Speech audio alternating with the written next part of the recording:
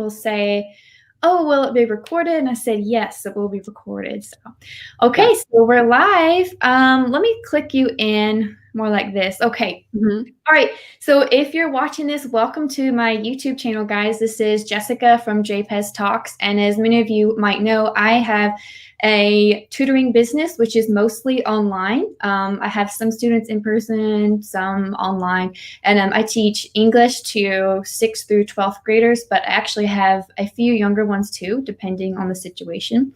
And so what I've noticed with having an online business is we can no longer just have a very, I guess, like casual Facebook page that we created years ago. We have to try to find business with using social media. It's extremely important. So guys, I want to welcome my very good friend, Jessica Lucy. And so Hello. she's going to talk all about, kind of give your background, Jessica, and tell me about, or tell everybody who you are, what you do. Go ahead. Yeah. Hi, everyone. My name is Jessica, and I started teaching in the classroom, probably like most people watching this, and transitioned into online teaching a couple of years ago. And then from there, I just really wanted to help, other teachers start their own businesses and start teaching online. I felt there was such a need for that. So I transitioned into doing that and coaching teachers, and that's really where I found my passion. And yeah, that's it. So what was it that you really wanted to do in the classroom, like when you first started, like as far as your subject matter? Yeah, so for me, it was more, I was working with special needs. So special needs children. So it wasn't specifically a subject, even though I was doing a lot of phonics work with, we call it reception. I think it's different in America, but reception is like 4 or 5, 6-year-olds. So very young. And that's really what I wanted to do, was focus on like primary school, which I love. I love teaching the younger kids. So it was a little bit of everything, really. It wasn't a specific subject, but then teaching online, it turned into English. Okay. So what was it that made you realize, hey, I cannot stay in the classroom anymore? Was it like a personal decision, or was it like, were there hardships? What happened? Yeah, I came back from traveling for a couple of years. I actually worked on a cruise ship, which is so random. but I did that for 2 years, and I came home like, this is it, right? I really want to be a primary school teacher. I want to get all my qualifications, and I'd already been to university. And I think I just had this like real high expectation of what it was going to be like as a teacher. And then when I got in the classroom, it was just completely different. There was so much stress, so much planning and preparing and staying after school. And I'm not afraid of hard work. I love hard work, but it got to the point that it was nonstop, and I couldn't take a breath. I couldn't come up and be like, oh, and live my own life and follow my hobbies and, do things that I enjoyed. I just felt so trapped. And I don't like saying that, because obviously I feel like teachers are amazing and, it's an amazing job. But for me, it just didn't fit with my desires and my interests. Unfortunately, I wish it did, but it just didn't. Right. Yeah. Nowadays, it seems like it especially takes a special person to be able to juggle everything. It's just a lot to put up with. So, yeah. But with that said, how did you begin a tutoring business? Especially, how did you tell people, hey, I'm going to be online? Because a lot of people will tell people that they know, and that's how they'll get clients. They'll say, well, I used to work with so-and-so and so-and-so. And now I can tutor their kids because, well, they know who I am. So how do you get that started? Because it's very daunting to start any type of online business without prior experience or without a family member to help you. How did you do that? So first of all, I worked for an English speaking company. So that's how I kind of got my foot on the ladder. So I was teaching ESL to Chinese children, teenagers, adults, pretty much anyone. And I was working for an external company. And that's where I kind of was like, okay, I enjoy this. I can do this. And I got my teaching English certificate and all that kind of stuff. And then I thought, if I'm doing it already, I'm already working for someone else. There is no reason why I can't do it independently. So I worked both at the beginning. So I was working for a company and working on other platforms. And then it was more of a confidence thing, I think. Just believing in myself. There was no one around me doing it. Absolutely no one. I just, I came online and I was YouTubing what people were doing, and I was looking at people's blogs, reading, because it's not a common thing, especially in England, to just randomly start working online. So yeah, really the research part of it was so important at the beginning. So once you got started, then what was your favorite part? I think it was the ease of it. And yes, there is a lot of hard work, but just the actual teaching, it didn't feel like when I was in the classroom, it just felt very stressful. But when I'm at home, I'm already very, relaxed, and I'm comfortable. I'm in my own environment. And that just brought a different side of me to teaching. I felt like excited when I sat down, and I could decorate my classroom, and it was just around me, and that's really what I enjoyed at the beginning. And then I love everything to do with business. Like that's the direction I'm going in now. So starting that business and starting enrolling my own students and getting paid for that, and getting paid by doing something online, like that's what was exciting for me. So then right now, where do most of your students come from? Pretty much social media. Now I'm transitioning out of actually teaching online. So now it's more teaching teachers. It's still, it's still teaching, more coaching, but pretty much Facebook groups is where I find the most of my students, or previous students. Yeah.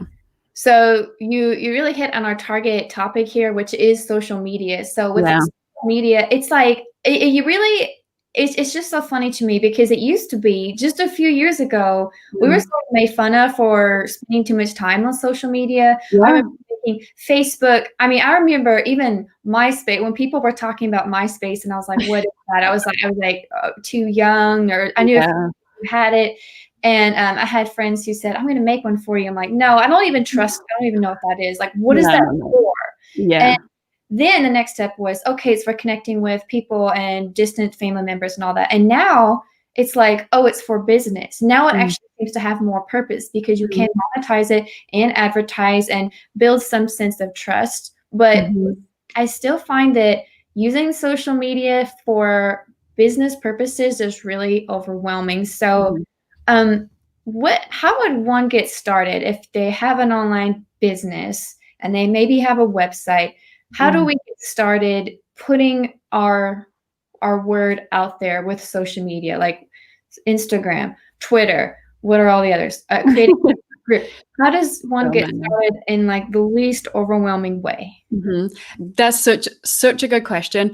First thing, what I personally would do is look at who it is that you're teaching. So and what you're teaching. So for example, if you are teaching, this is so random, but like the elder generation, and that's like your target market, in hindsight, they're not going to be on maybe Instagram or TikTok. So you have to kind of position yourself where your target student is. And something that I teach is to be really clear about that, because then it's a lot easier for you.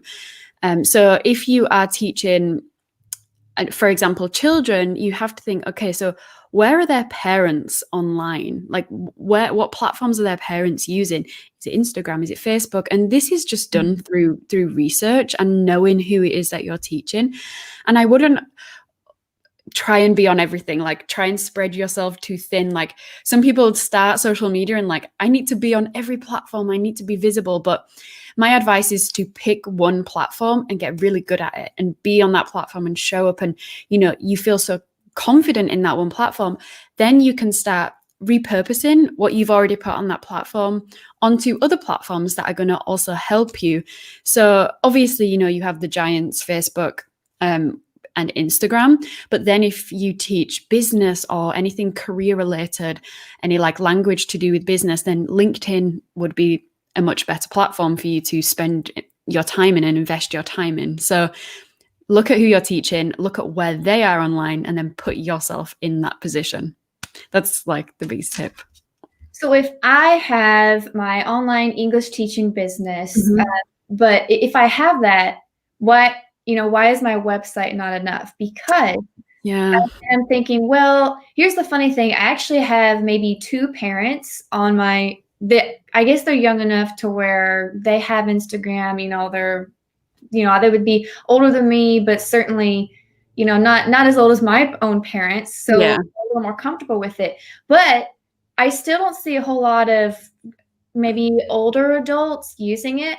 So, I mean, who am I trying to target if I say, okay, I want to make a lot of great content on Instagram? I know other tutors who are doing it, but I guess because since my business Instagram I don't have a ton of followers, I didn't want to use my personal one because most of those folks don't really care. Yeah. They're not looking for an English tutor. The most they could do is refer me. So what would someone like me do if let's say I don't have a lot of followers? How would I reach people just by posting random things about English?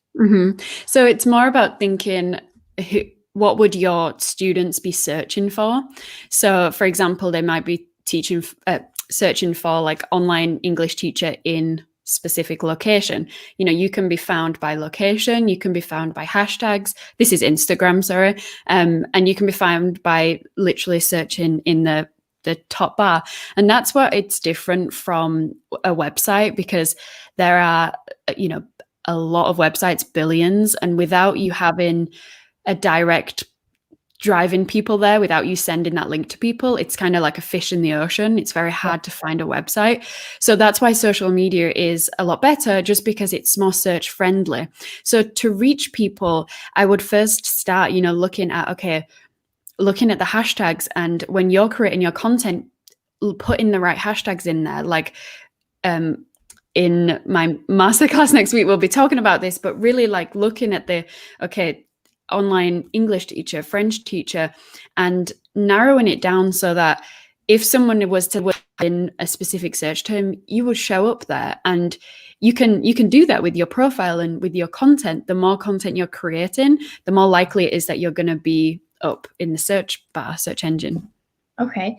I would say that when I'm looking for something, whether I'm traveling or I'm just doing research, I feel like I'm happy when I see that someone has a website. Like there's a new coffee shop on the street, and that has nothing to do with my own business, but I'm like, oh, good, they have an Instagram page. So I want to see what they're up to. We're all a little bit nosy, aren't we? So I get a little let down if I go to somebody's website and it's clearly outdated, or their Facebook, like, oh, they haven't been on Facebook in 2 years. Well, how do I wish them happy birthday if they're not going to see it? Yeah.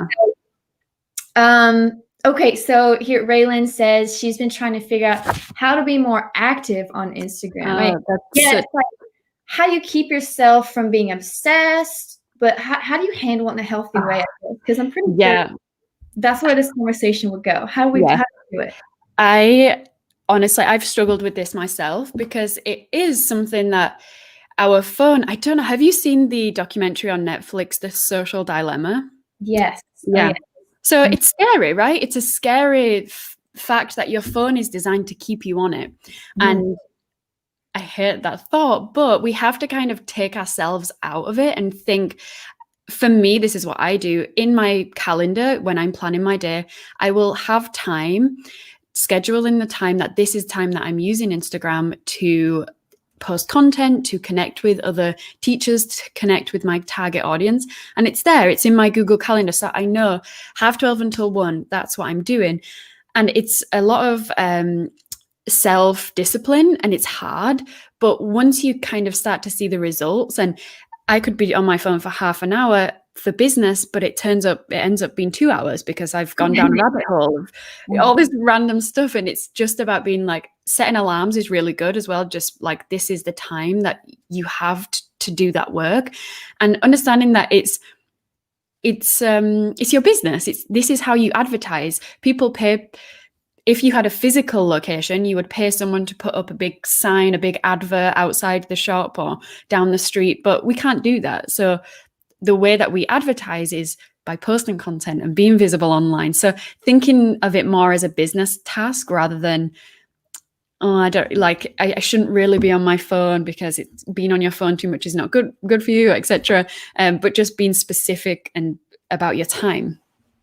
I guess if you see that it's taking time away from the family, if you're around friends or and you're like, oh, I better check, then you get that dopamine hit of, oh, so-and-so just liked my photo. I want them to refer me to other clients. Then I'm going to get other clients. Then I'll have more money. So I can travel with my family and be on my phone. It can be a cycle. So I guess it's just going to take discipline, because we want to be comfortable with social media, but we need to know how to turn it off. Like eating chocolate cake. We like it, and we hit that wall like,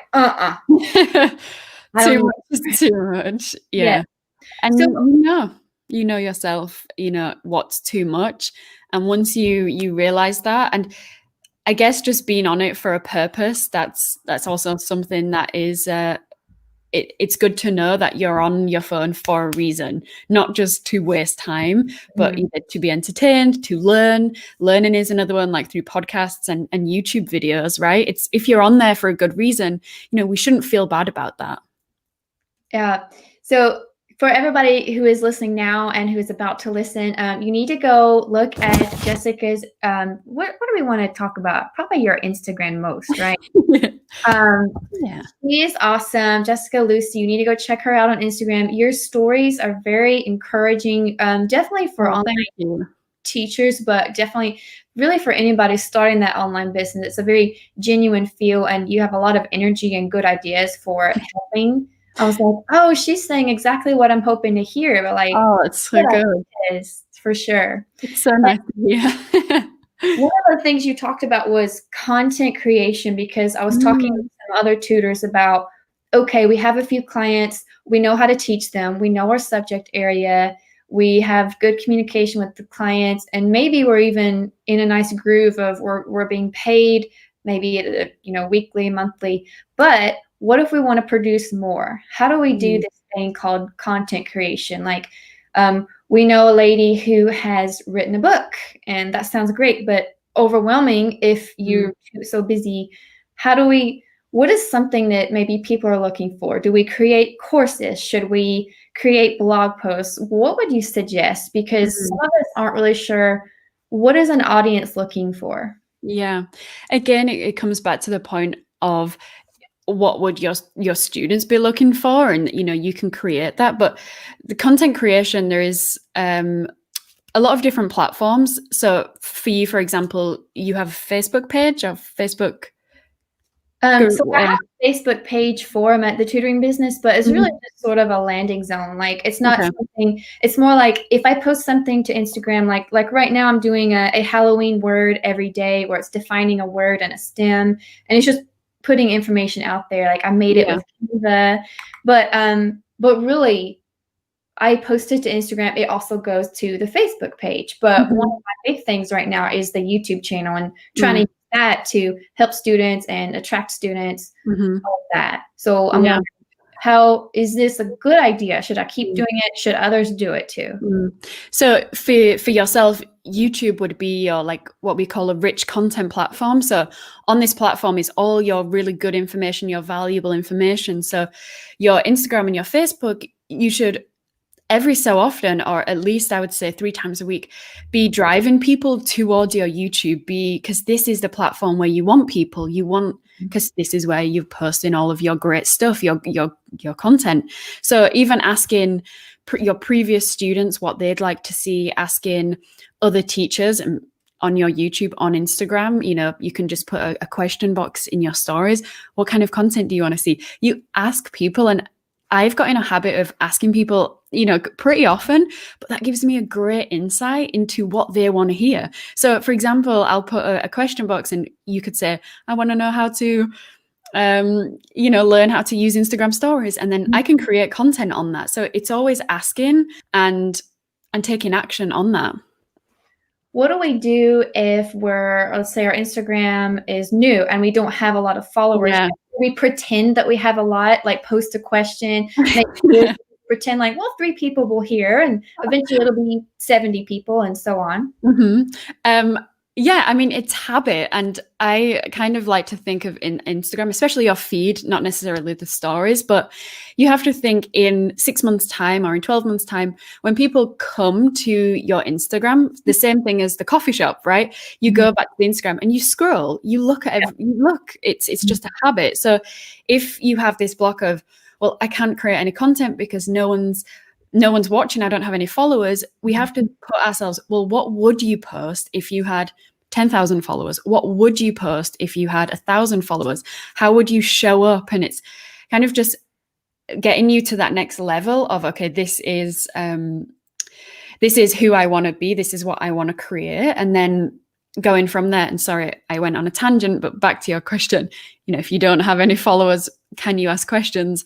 Of course, maybe no one's going to answer. But what I would do then is go to people who are in your niche, who are maybe a little bit more established than you, and look at their followers and their people who are commenting on their posts, and go onto their profiles and comment and ask the question on their profile. Because if they're a target student of someone higher up, or someone who, not higher up, but someone who's a bit more established on social media, they might be interested in your content too. So it's just, that's a great way to find those kind of people, and to ask questions is like the best thing for research.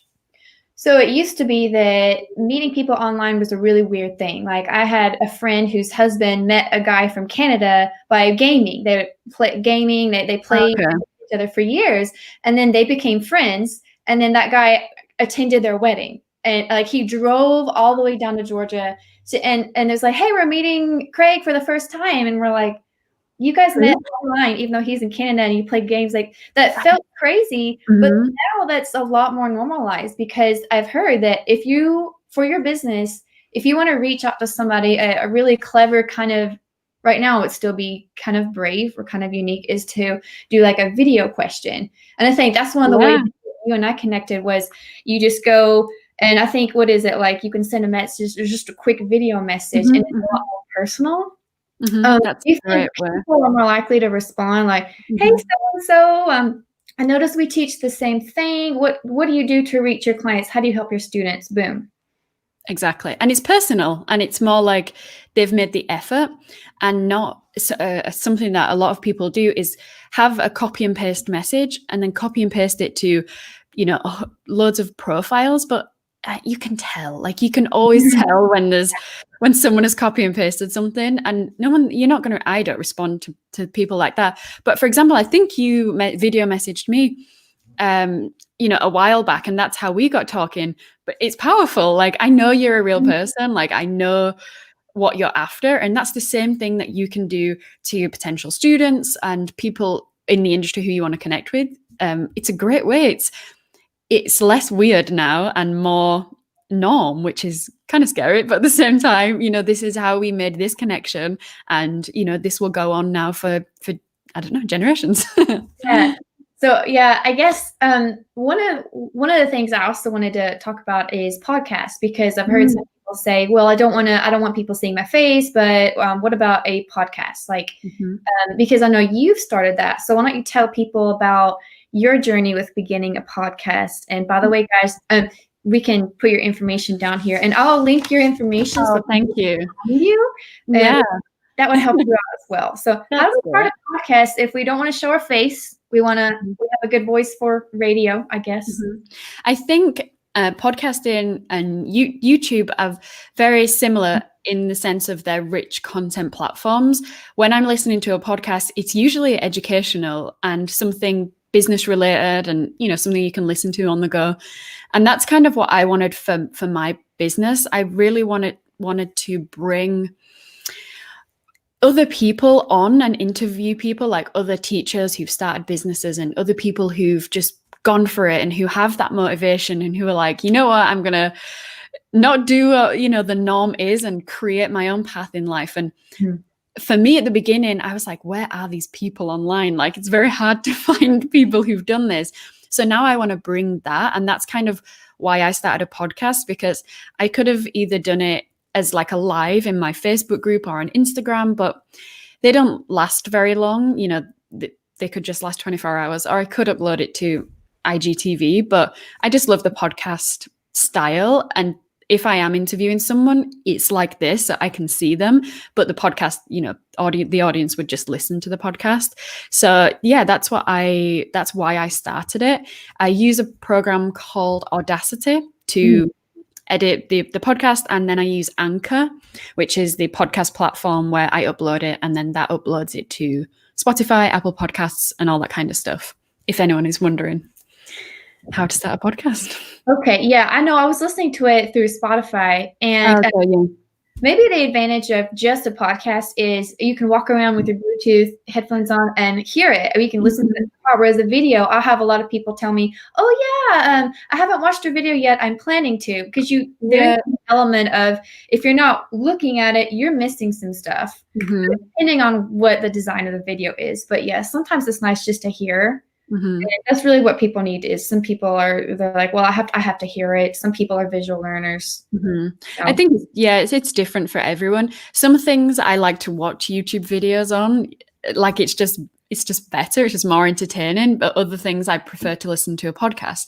But if you are thinking about creating a podcast or a YouTube channel or a blog, I would just go with what feels good for you. For me, I love just sitting and talking, and I don't have to, get ready if it's my own podcast. I don't have to, get ready and tidy up the background. I can just speak. So for me, that's easier. Some people prefer to write, start a blog. Some people prefer to, produce a video. YouTube would be the right place for them.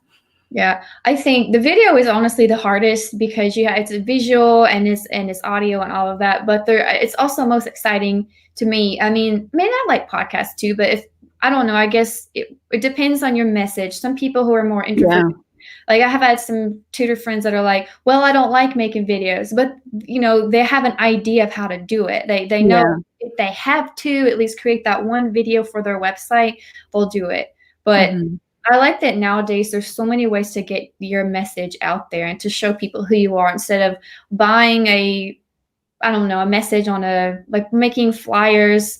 Some people only had that. Imagine only making a flyer and not being able to do anything else. To me, that's just like mind blowing. Or just putting an advert in the newspaper. My parents have a business. It's a carpet business. They sell carpets.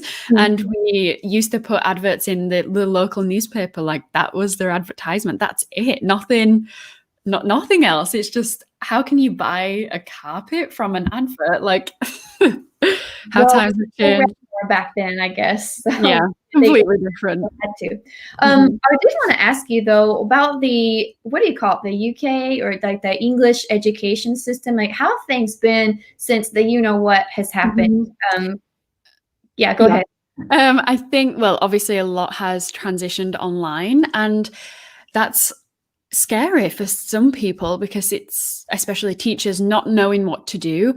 Like transferring your skills online, it seems like a very simple thing to do, but it's not. We have to be a lot more animated, and all of that. We only have this one screen, whereas in a classroom, we have lots of things we can go and grab, and props and the whiteboard. But I think that's been a big challenge for a lot of teachers.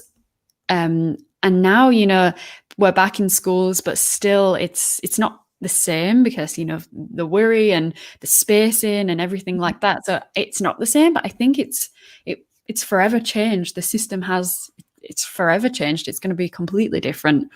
But it's an ongoing process. As we get information, we can change what teachers are doing in classrooms. But for now, we just got to roll with it and just adapt. We have some school systems around here who have allowed some people to stay virtual, so they're staying, but yet everyone else is back in the classroom, right? They're starting to come back, not everybody.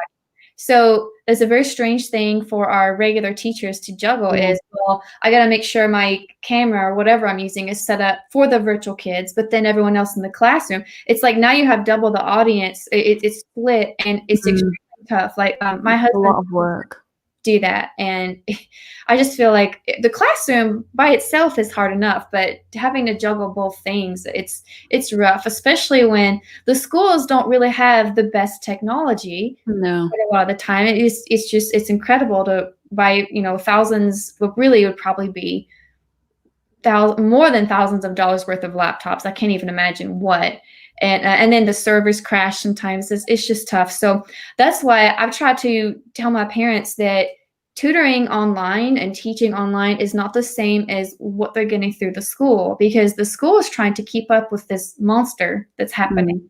Whereas like I have a student who I'm able to help because he can screen share with me and show me. Like I help him sort of organize his brain because he's like, well, I have this in this class, I have this going on here, and I'm helping him just kind of focus. I can't help him in every content area, but I can look at and say, well, look, the directions say do this, this, and this. So we just break it down. That's And good. if we couldn't screen share, it'd be a lot harder. So that's one of the advantages of this, us teaching online. It's just easier. A classroom teacher can't help every single person every single day No. on one. It's just not possible. That's actually really one of the reasons, why I left. Like I felt guilty all the time. I felt guilty because there was some kids do need more help, and you do have to be with them one-on-one. But then what about the other kids? And like you said, online teaching, it's one for the majority. For myself, it was one-on-one, and you can help them. You can really help them get the results. You can analyze where they're currently at and help them, not a classroom of 30 plus kids. It's hard. It's a hard job. So we'll talk about a couple more things there. I don't want to keep all of your time. No, it's fine. I wanted to circle around to one of my favorite topics, and this could be a whole nother video, but when we're in the classroom, I never learned about doing anything online other than having a jump drive and using a PowerPoint presentation. There was very little. I had a radio class where you learned it was kind of like a podcast. That was fun.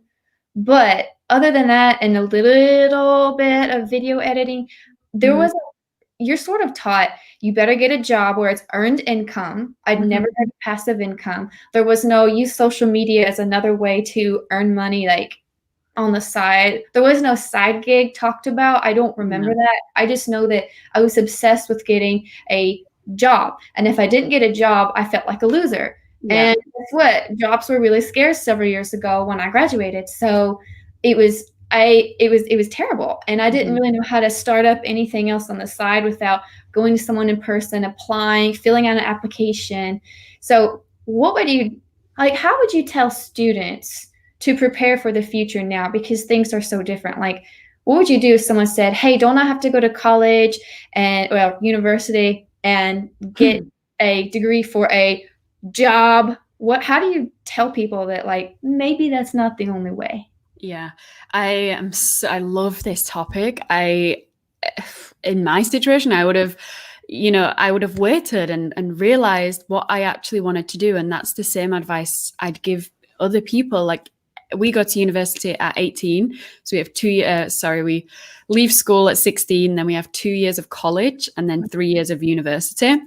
And that's just what I thought everybody had to do. Whereas when you become 18, my advice would be to just think, or just enjoy life and get a job that's maybe not going to be your final job, but get a job, earn some money, travel, see the world, see different places, and just figure out what you enjoy doing.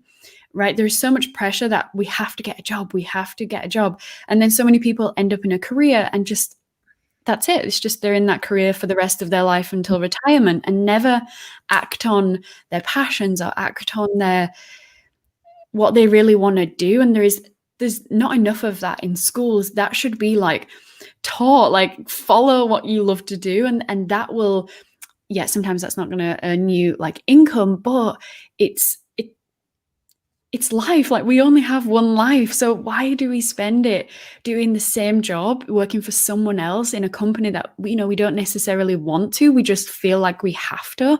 And I would just say at 18, take a break, figure it out. And then if you want to go to university, that's great, but go because you want the job at the end of it, right? You want to be a doctor, a dentist, a teacher, whatever it is. If you know that's what you want to go to university for, then go. But a lot of times the universities are businesses. Then they are a business. They want you to go there. The government wants you to go to university because it's making them money. There are a lot of degrees, a lot of jobs that you don't need degrees for, and there is a lot of pressure to get a degree when sometimes you don't need one in specific careers. Like, I think, I'm so grateful I went to university. I believe everyone, should, but go for the right reasons, not because you feel like you have to. Yeah, I mean, some people, we could all name at least one famous person who never really needed college, or they dropped out of college. Yeah. But, not everybody's going to be like that. But I do think you can, nowadays, there are some people way younger than me who have become successful with whatever they're doing online. Sometimes it's YouTube, and they never needed college because they were able to earn enough money. Mm-hmm. And the trick is, are they wise enough to make that sustainable? I don't know. Yeah. But going to college is it's almost like you need life experience before you really take it seriously. I didn't really understand why I was there, other than I have to get good grades. Yeah. I wasn't very good at thinking ahead. I wasn't very future minded, because I just, you're comfortable. If you've had a good childhood, you're comfortable most of the time. And then suddenly you're like, oh, I have to, now I'm supposed to be independent. I can't take money from my family. So you're sort of pressured into, I got to make money. I got to make money. And then people were like, well, I wish I could do these fun things, but I have to make money. It's just really tough to find the balance. So that's why I think working online has been such a great thing for so many people. Like, there are other people who had their jobs, and now they've been told, hey, we have to work from home from now on. And they realize, man, this is great. Yeah. They can be locked up here. Now it's a little chaotic with some families, but they're still like, I love it. I don't have to get out in traffic. I don't have to spend as much money on gas. You're not forced to be, I don't know, constantly and distracted by the work environment. So, go ahead. No, yeah, I completely agree. It's allowed people to pause, just take a step back. And for my family, they couldn't work from home. That wasn't an option for their business. It has to be in the shop. So it was a great chance for them to just think, God, life has been hectic, just 9 to 5, 6 days a week working. And it's just, you forget that you're in that cycle. You forget that that's not all life is about. So there are obviously a ton of negatives, but at the same time, people have realized, there is other options. There is other things that you can do. And online is a great way to get on that ladder. So that's why we do need to take social media seriously without being obsessed with it. I think what you're saying earlier about saying, well, it's either use social media for the right reasons, or you're constantly having to work a regular job where you don't get to create your own stuff because you're not going to use that. Have you gotten to the point now where you can monetize any, like your Instagram or all that? Like, how might that work? And maybe I should mention, monetize is where your social platform is making you money. There's the earned income, and then there's passive income, which I'm so interested in, but I'm not an expert in, so maybe I shouldn't be talking about it, but I'm learning about it. So.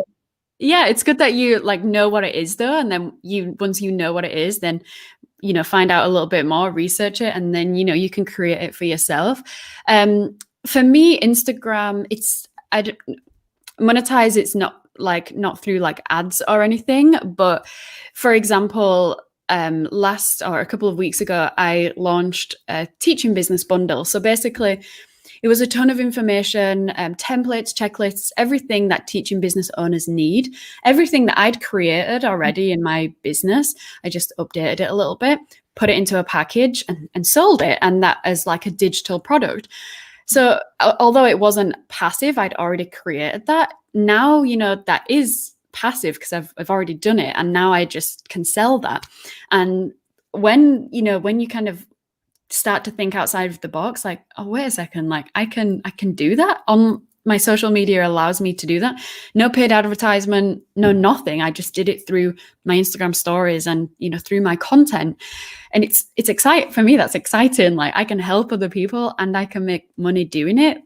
That's great. And I just want to scale from there and do more of that kind of stuff. But it all starts from just believing I can do this and I can build up a platform that allows me to do that. So would you say people need to first decide what their business is? Mhm. And a lot of people who are watching, they already know what they want to do. So then the next step would be pick a platform. You say don't have all of them. Some people have 5 or 6, and at least most of them are inactive. Pick Yeah. one, and then you said put all of your time and energy and research into making that effective. Then you're Mhm. building followers. Then you can promote or maybe sell things to help the followers, like your content package. Like if people wanted to go and buy that, like how would we do that? Is it like Amazon? How do we do that? Yeah, so I host it on a site called Thinkific, which is where all the content is, where my courses are, where the bundle is. So it's not through an external site like Amazon or Etsy or something like that. It's my own site, but it's someone else is hosting it, which is Thinkific. But yeah, it's just the link in my Instagram bio. But for me, there is a lot that I've learned, and a lot that anyone can learn. And this is what I'm like, I want so many people to understand that it's possible. I'm not special. I just saw other people doing it and thought, you know what, hey, I could do that. So I went out and learned how to do that. So you can create digital products like coaching, if you're an online teacher, and obviously teaching and tutoring and sharing that kind of knowledge, courses. There's so many things that you can do online, but really it is just about, first of all, understanding who you can help, who you want to help, and going from there. So then what do you think the easiest thing would be if someone's just starting out? Yeah, I would say, first of all, decide who you want to help. I don't know if this is aimed at like teachers or just anyone in general, but I help teachers. So usually teachers already have a background, already have a subject that they're comfortable with. So they can transition into online teaching and starting up that social media page and starting to advertise and share their lessons.